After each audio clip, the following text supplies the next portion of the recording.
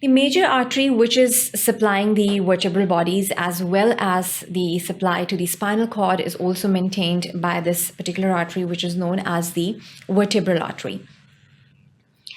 So over here, when we look at this particular vertebral artery, which is basically the branch which is coming out of the arch of aorta, and this is one of the major branches of the arch of aorta.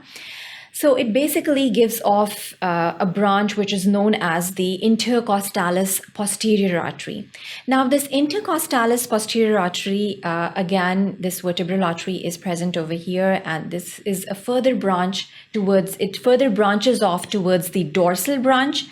And then we have a spinal branch, and as the name is indicating, it is going to supply the spinal cord. Now we have another branch, as you would even evaluate over here, the dorsal branch, which is basically supplying the vertebral column. So we discussed this particular fact that when we are discussing the arterial supply of the vertebral column and the arterial supply of the spinal cord, they're going to go hand in hand. So this discussion is basically going to be intermingled when we are discussing these particular branches.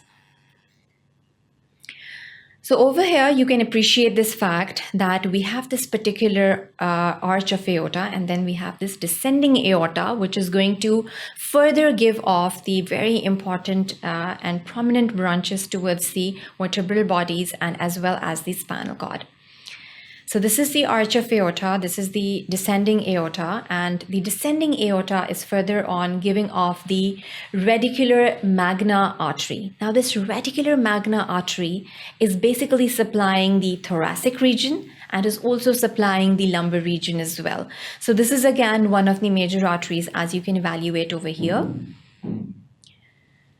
Now, when we discuss the blood supply towards the spinal cord, we have the single anterior spinal artery and we have the two major posterior spinal arteries. So this is what you're going to remember. Anteriorly, we have one spinal artery, and posteriorly, we have these two major spinal arteries. So you'd be even focusing on this particular fact. In the cervical region, we have this particular truncus costo-cervicalis that is present, and which is basically, again, a branch of the subclavian artery. So this is, again, one of the key facts or the major facts regarding this particular branching.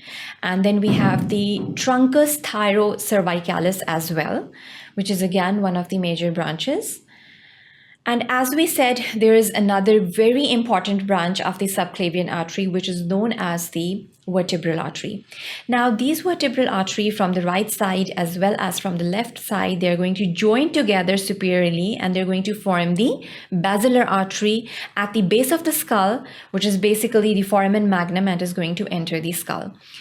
This vertebral artery, it even twines down and it basically descends down towards the spinal cord and is going to give off this particular artery that we discussed, a single anterior spinal artery, and then it is going to give off two posterior spinal arteries. So this is the particular organization when we look at the vertebral artery and the course of the vertebral artery, and this is the basilar artery that we were discussing further on.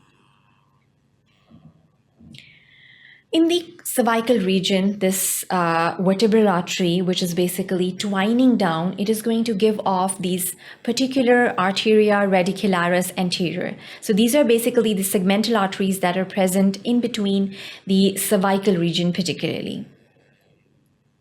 So these are the particular arteries. These are the major arteries or the major branches of the arch of aorta, and the subdivisions are also being discussed accordingly. And this is a lateral view, which is again emphasizing on the fact that we have a single anterior and two posterior spinal arteries.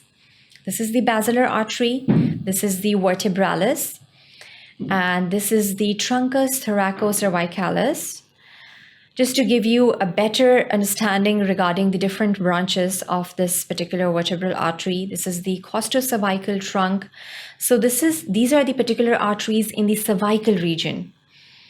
Moving on, we have the anterior spinal artery, which is also known as the arteria spinalis anterior, which goes basically through and through and is going to follow and is going to be present anteriorly in the vertebral column.